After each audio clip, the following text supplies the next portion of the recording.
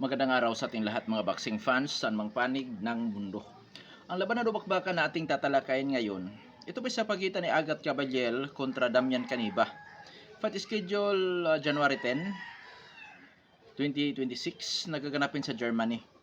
Sa panig ni Agat Caballel, didipinsahan niya ang kanyang WBC Interim World Heavyweight title. Tapos noong sinuri ko naman kung nasa ranking ba si Damian Caniba, wala po akong nakikitang pangalan niya mga idol sa rank 1 to 15. Ganun pa man, dahil ito po ay requested at talaga namang may laban, so maghahayag po tayo ng sarili nating fight prediction, comparison at analysis na kung saan doon pa po lamang sa ating gagawin na comparison detalyado na inyong malalaman kung saan niya ba naging yamado, saan naging lihado ang mga maglalaban.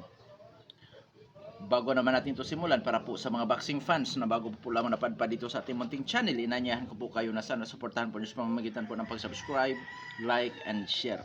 At para po sa mga boxing fans na walang sawa na sumuporta o sumubaybay dito sa ating munting channel, taos puso po ako nagpapasalamat sa inyong lahat. Wala pang Sports PH kung wala rin po kayo mga idols. Kaya naman ho, simulan na natin ang ating talakayan. Alamin muna natin ang mga background dito sa magkabilang panig dahil yan po ang ating gagamiting referensya. Mamaya po sa ating gagawin naman na comparison. Unahin natin na sa panig ng magsisilbing challenger dito sa naturang suntukan, Damian Caniba ng Poland. Pero ito po ay residente na sa bansang Amerika. Oo, si Damian Caniba. Bilang sa professional boxer, may impresibong kartada si Caniba. 17 wins with 11 wins coming by way of knockout, undefeated. May edad na 29 anyo sa height 6 foot and 7 inches na may reach na 86 inches. Orthodox ang stance na may knockout ratio 64.71%. Last fight October 18, 2025, nakasagupa si Joey Dawidzgo na kung saan po panalo by 7th round knockout si Damian Caniba. Eksperyensya ng boksingerong ito, mga idol, ito po ay dating lumalaban sa amateur boxing na kung saan ayon po sa record, 5-time medalist sa Polish Championship. Oo. 2019 Polish Youth Championship, 2020 Polish Senior Champion po siya. Tapos additional na kung saan siya po ay dating lumalaban sa amateur boxing, may record ito sa amateur fights na umaabot po sa 23 wins with 7 losses lamang sa amateur boxing yan. At sa pro fights naman po, ang mga matitindi na kalaban nito, si Marcin Sinway na may 25-0, si Andej Wawrzyk na may 34-4. At itong si Damian Caniba sa mga idol ay sparring partner nila ni Philip Hagrovic, Daniel Dubois, Adam Nunaki, na kung saan po ang mga yan, lalo na itong si Daniel Dubois, dating world champion, at yung si Philip Hagrovic ay dating world or sa ngayon world rankings po yan. Even si Dubois nasa world ranking pa rin po yan mga idols, at nag world champion po talaga yan. Yan po ang mga sparring partner itong si Damian Caniba, na kung saan para po sa Dong Sports PH, bukod sa kanyang karanasan as amateur boxer, nakapagbibigay sa kanya ng karanasan yung sparring, nakapagbibigay sa kanya ng magandang karanasan yung mga nakatugali niya na mga kilalang boxing hero mga idol. Oo, sparring man yan or pro fights, katulad itong si Marcin Siway at si Andrej Wawrzyk, na kung saan mga idol mga ano po yan, mga kung ikumpara sa kanya mga veterano kumbaga. Oo.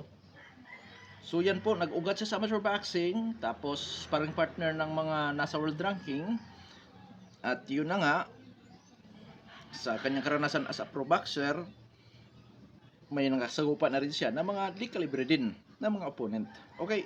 Ngayon dadako naman tayo sa skills galawan nito si Damian Caniba. Mga idol, outboxer ang galaw nito. Parang si Tyson Fury. O ganun, outboxer siya eh. Ibig sabihin, sila po yung mga boksingero na pinapanatili ang distansya habang lumalaban.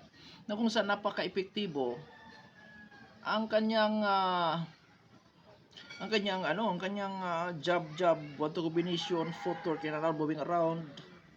Yung jab mga idol, volume to pa sa pagbato ng jab. Which is yung jab, epektibo sa long range sa suntukan. At yung straight. Pwedong sports lumalaban ba sa inside fighting ito? Paminsan-minsan.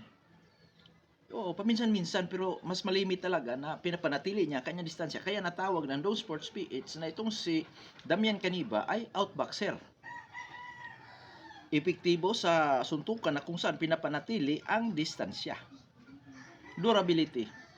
Mga idol, sa durability, hindi ko pa ito nakitang nasulidan.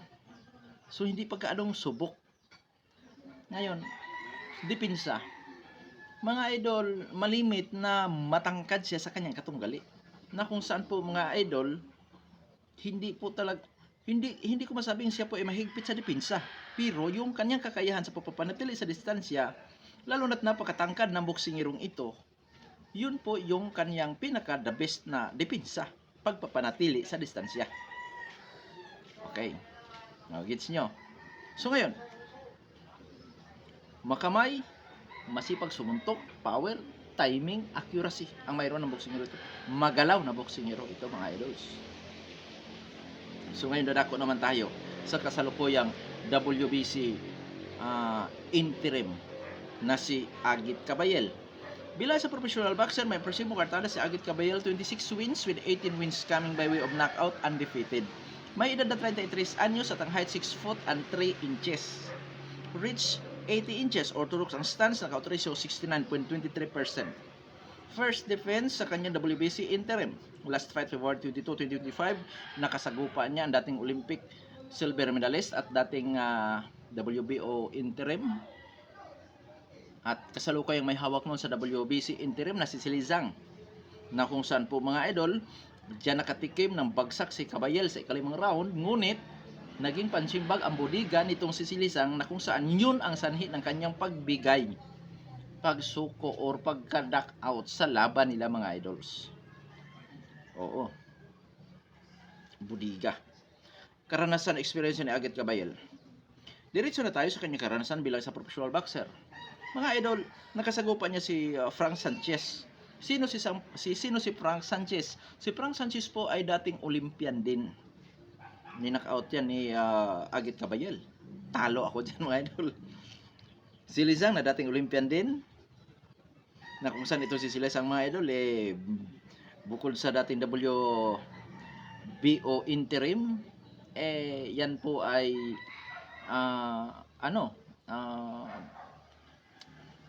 marami na rin nakasagupa ng mga di kalibre like John T. Wilder, si Josie Parker, at marami pang iba. So ibig sabihin hindi po basta si Silizang nakalaban nito si Agit Kabayel. Ngayon, sa skills naman ni Agit Kabayel, boxer puncher, defensive, pressure, brawler, counter puncher style mayroon. Depensa, average. Sa durability medyo subok dahil nga naka-recover ito sa suntok ni Silizang, na kung saan si Silizang po mga idol ay isa sa pinakamalakas sumuntok dyan sa heavyweight division. Oo. Boxer puncher, ang kanyang galaw, pressure, defensive, brawler, counter puncher style. Volume puncher, taglayang power, timing at accuracy. Hand speed, liksi din nagalawan, timing, accuracy. At higit sa lahat mga idol, itong si Agit Kabayel ay isang body puncher. Napakatindi sa bodigahan nito mga idols. Okay, kung hindi niya nakuha, nalaman kung saan mahina si Silizang, ay yari siya doon mga idol, dahil si Silizang kumakain lang suntok pag sa mukha. Pero doon pala sa bodiga si Silizang nanghihina mga idol. Yun ang kumbaga magaling sa adjustment itong si Agit Kabayel. Marunong tumingin kung saan mahina ang kalaban. Yun ang kanya. Oo. Durability, marunong ma-knockdown. Ngunit marunong din makarecover. Okay. Dadako na tayo sa ating gagawin na comparison. Doon sa Germany, gaganapin ang laban. Taga Poland, si Damian Caniba. So mga idol, advantage kay Agit Kabayel. Andako na pagdadaosan sa laban. Dahil kung ang laban na ito mawi sa scorecard, lalo na kung closed fight. Kung mangyari na closed fight, pwedeng doon i-award yan sa taga doon, kumbaga yung hometown decision, favoritism, politika sa boxing. Nanganib si Damian Caniba. Which is masasabi natin advantage naman kay Agat Kabayel as yan dinarayo. Okay, dala ko naman tayo sa ranking ng BoxRec. Sa heavyweight division po mga idol, si Agat Kabayel ay rank 3 out of 1,622. Samantala itong si Damian Caniba, rank 31. So malayo ang agwat sa rankings. Oo. Ngunit sa bansa nila, dahil ang nirepresenta ni Damian Caniba ay ang Poland, rank 1 siya out of 25. Si Agat Kabayel naman sa Germany, out of 71, rank 1 naman siya po mga idols. Okay, dadako naman tayo sa physical na appearance, unahin natin sa edad. 33 anyos si Agat Kabayel, 29 anyos si Damian Caniba. So mga idol, parehong nasa prime, ang dalawa maglalaban. Sa height naman tayo. 4 inches ang diferensya sa height, mas matangkad po itong si Damian Caniba. Sa reach, 6 inches lamang pa rin si Caniba. Sa power, ang knockout ratio ni Agat Kabayel is 69.23%. Knockout ratio nitong si Damian Caniba is 64.71%. So, mga idol, konti ang diferensya sa knockout ratio. Ibig sabihin, dahil lang dito tayo sa comparison, lamang po sa knockout ratio si Agat Kabayel, pero labanan ito ng mga power puncher. Or else, labanan din ito ng knockout artist. Activity fight, parehong aktibo pa. Experience. Nag-ugat sa amateur boxing si Damian Caniba. Si Agat Kabayel naman po mga idol, although may record din ito na sinasabi, although hindi naman piho, na siya po ay dating lumalaban daw sa amateur boxing. Oo. Pero talagang ang karanasan nito ay sa pro fights. Yun ang malalim-lalim na karanasan niya. At hindi na bago para sa kanya ang mapapalaban sa mga dating Olympian boxer, which is nakalaban niya si Frank Sanchez at si Silizang. Hindi na bago para sa kanya. Ngunit yung height, reach advantage nitong si Damian Caniba na kung saan marunong ito gumamit sa kanyang height, yan ang posibleng magpapahirap naman ni Agat Kabayel kung hindi sasabay sa suntukan itong si Damian Caniba, which is, sabi ko nga kanina, ito po ay outboxer na kung saan sila po yung mga boksingero na pinapanatili ang distansya habang lumalaban. Delikado si Agat Kabayel dito kung hindi makapasok sa range ni Damian Caniba. Yun ang sinasabi ko dyan mga idol. So, ngayon, dito naman tayo sa experience, yung sabi ko nga kanina, 50-50 to sa experience. Skills, boxer puncher kontra outboxer. So, mas marami ang magagawa ng boxer puncher. Bakit? Kasi itong si Caniba, hirap ito sa inside fighting. Kung ito ay ma-corner, mahihirapan to. Kundi ang gagawin nito is yakapsul. Yayakapin niya ang kanyang katunggali. O kasi hirap siya dyan sa inside fighting. So, mas may kailangan ng kaunti ang boxer puncher. Once na itong laban na itong mga idol, ang gagawin ni Caniba is sweet science of boxing, which is yung suntok dalawa sabay takbo. Diyan delikado si Kabayel sa puntusan. Oo. Dahil sinabi ko na sa inyo kanina na marunong ang gumamit sa height and reach advantage at sa skills po ni Damian Caniba, outboxer, suntukan na pinapanatili ang distansya. Doon siya magaling. O ganun pa man, napakahaba ng round which is umabot ito ng 12. So ibig sabihin mga idol, may mga pagkakataon na ito ay ma-corner. Hindi naman pwedeng hindi. Lalo na kung pipresyonan ng husto nitong si Agat Kabayel. Kaso lang, yung pagsugod naman ni Agat Kabayel mga idol, delikado yan. Masasalubong niya mga counter jab, counter 1-2 combination nitong si Damian Caniba. Yun ang so ibig sabihin, Square on Sports sinong Llamado dito si Agat Kabayel. Marami siyang kalamangan mula sa rankings. Siya po ang may hawak sa, kumbaga siya ang kampiyon na may hawak sa WBC interim, na kung saan po mga idol yan ay may mga pribilehiyo, lalo kung labanan mawis sa scorecard close fight. Sa kanyang bansa gaganapin ang laban. Kaya mga idol, dito Llamado po si Agat Kabayel at mas popular si Agat Kabayel. Pero huwag magpakakampante dito si Agat Kabayel dahil height and disadvantage ni Caniba ang magpapahirap dito kay Agat Kabayel mga idol. Kaya hindi ko to masabi na 60-40 dahil yung height, reach advantage, skills nitong si Caniba mga idol ay posibleng magpapahirap kay Damian Caniba o kay Agit Kabayel. So yung laki kasi, layo ng agwat sa height, sa reach 6 inches. Ang layo nun mga idol, 6 inches. Kumbaga mga idol, yung 6 inches na yan, tapos samahan pa na marunong gumamit sa distansya at magalaw na boksingero yan, delikado si Agit Kabayel na hindi makaabot. Delikado si Agit Kabayel na hindi siya makapasok. Kaya diyan mga idol, kailangan ni Agit Kabayel ang pressurein niya ng husto ito, at nang sa ganun, makapasok siya sa range. Yung kanyang range ang makakaano dyan. Kaya mga idol, mas kilala nga si Agit Kabayel, mas popular. Pero may laban po talaga itong isa eh. Kahit sabihin natin wala sa world ranking yan, pwedeng maka-upset kay Kabayel mga idol. Kung nagkaparehos lang ang tangkad, wala, kakainin lang yan ni Kabayel. Pero yung height and reach advantage nitong si Caniba mga idol, ang magpapahirap talaga dyan. Oo, magandang laban to, pautakan to mga idol ngayon. Kung makadikit si Kabayel, yun ang tsansa niya, makapagpatama sa bodega, sa mukha. Kahit sa mukha, mukhang hindi, malayo matangkad Pero pag tinaman niya sa bodega, yuyuko dyan, so pwede makatama.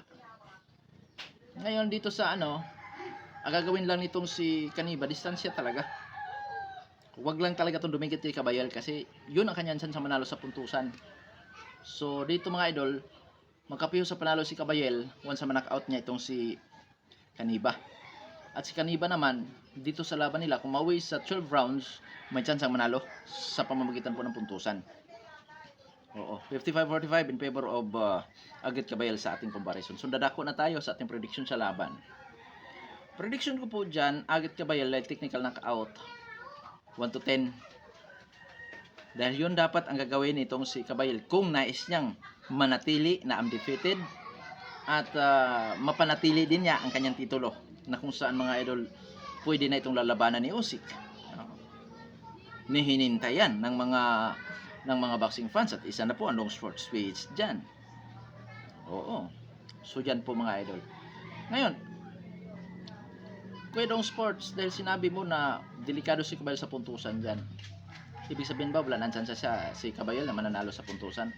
Mga idol, dito sa laban na ito, importante talagang i-knockout yan ni Kabayel para makapiho sa panalo, dahil nga may laban sa puntusan itong kanyang katunggali. Ganun pa man, Kabayel pa rin ako ba yun na most decision, split decision.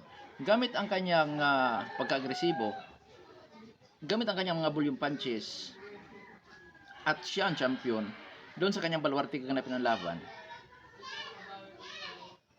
Pabor pa rin ako kay Agit Kabayel mananalo ba yun na most decision or split decision, majority decision or sa decision, dahil marami nga siyang advantage dyan. Ang kay Damian Caniba lang ay yung height and disadvantage. Marunong gumamit sa distansya. Marunong gumamit sa kanyang height and disadvantage. Pero yung dako na pagdadaosan, rankings, at yung tapang nitong si Agit Kabayel, pwedeng magamit niya yan. Volume puncher pa. So, Agit Kabayel pa rin ako dyan. Una, knockout kasi nga kailangan, dahil delikadong kalaban to sa puntusan si dahil marunong gumamit sa distansya, at hindi po basta yan na laban, bagamat hindi kilala mga idol, pero wag magbakakampante si Kabayel yan. So pabor pa rin ako Kabayel, knockoutan o puntusan.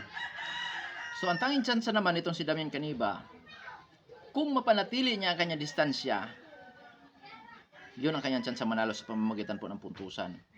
Yun ang most decision, split decision, majority decision. Di nakatakatakayan mga idol dahil napakatangkad, na kung saan posibleng ang laki, ang tangkad, haba ng mga galamay nitong si Caniba ang posibleng magpapahirap doon kay Agit Kabayel.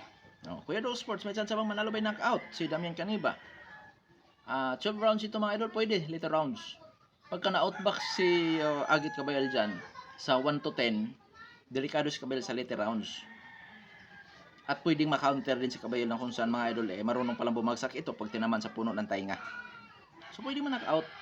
Pero mas lang ako na sa tingin ko, kung manalo man si Damian Caniba, puntusan.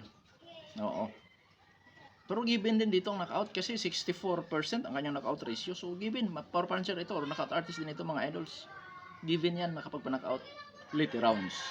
Yan yung mga pagkakataon o panahon na ma-outbox niya, matalo niya sa puntusan. Yung bang inis nitong si Agit Cabay na hindi makapagpatama, yun ang posibleng magtalo din sa kanya dahil pwede siyang ma-counter. Kung saan pwede masalubong niya yung straight. Yun pa naman ang malakas sa suntok ni Kaniba, yung straight. At inot ko rin, marunong sa bodega rin to. Pero hindi katulad ni Kabayel na talagang matindi sa bodegahan at marunong tumiming kung paano mapatamaan sa bodega katong gali. Kaya dito mga idol, hindi porket wala sa world ranking ito sa rank 1 to 15 sa 4 major title belts ay walang tsansang manalo. Delikado ma-upset dito si Kabayel talaga.